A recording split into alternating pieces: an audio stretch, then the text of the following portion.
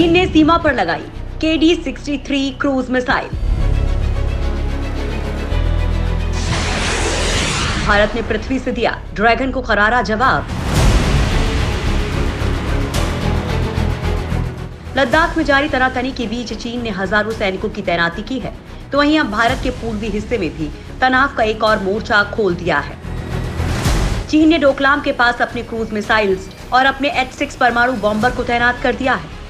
चीन इस विनाशकारी हथियारों को अपने गोलमुड एयरबेस पर तैनात कर रहा है।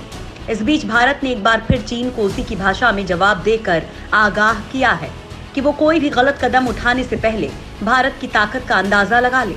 दरअसल चीन ने हाल ही में डोकलाम में KD-63 क्रूज मिसाइल तैनात की थी, जिसके जवाब में अब भारत ने परमाणु क्षमता से संपन्न पृथ्वी 2 का सफल परीक्षण कर चीन को चेतावनी दे दी है।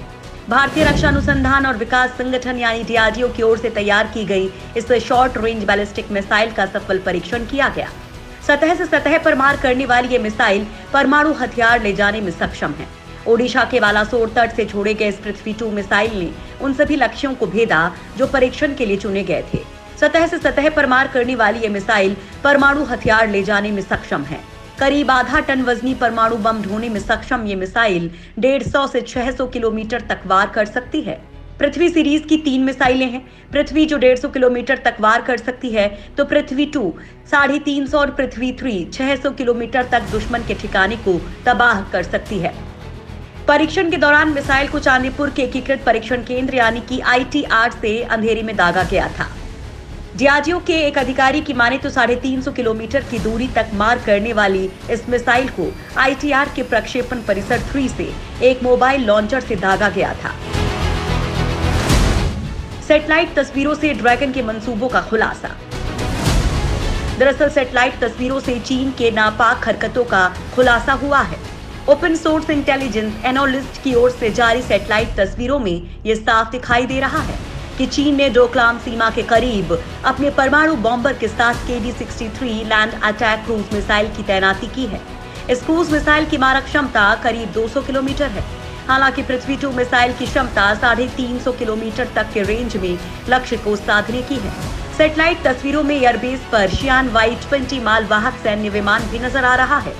रक्षा विशेषज्ञों की माने तो चीन का H-6 के बॉम्बर लंबी दूरी के टारगेट को निशाना बनाने में सक्षम है।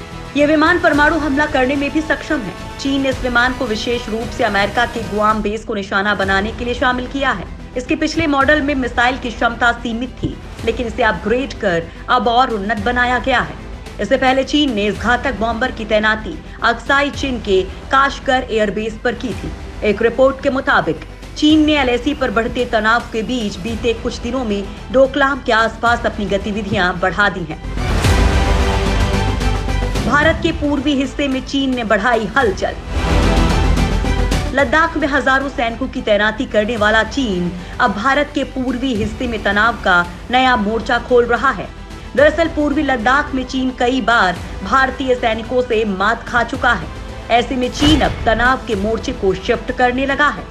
चीन ने भूटान से लगे डोकलाम के पास में अपने H-6 परमाणु बॉम्बर और क्रूज मिसाइलों को तैनात किया है।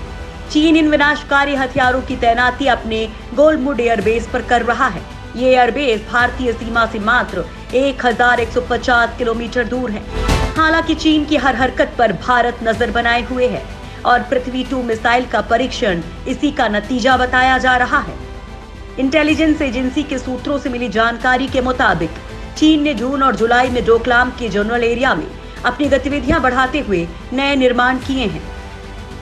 चीन स्ट्राई जंक्शन पर सिंचला और टोरसा नाला के साथ साथ लगी दीवार पर भी अपना काम तेजी के साथ आगे बढ़ा रहा है।